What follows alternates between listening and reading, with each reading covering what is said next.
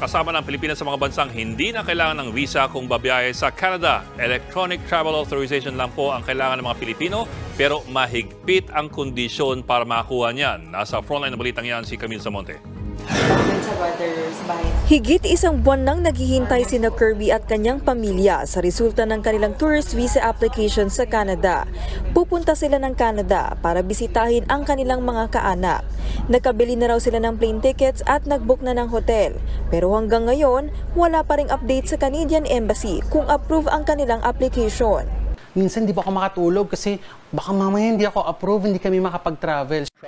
Kaya laking tuwa ng pamilya ni Kirby nang inanunsyo ng Canadian Foreign Immigration na epektibo ngayong araw, kasama na ang Pilipinas sa Expanded Visa Waiver Program. Ibig sabihin, visa-free na ang pagbisita ng ilang Pinoy sa Canada na tatagal na hanggang 6 na buwan.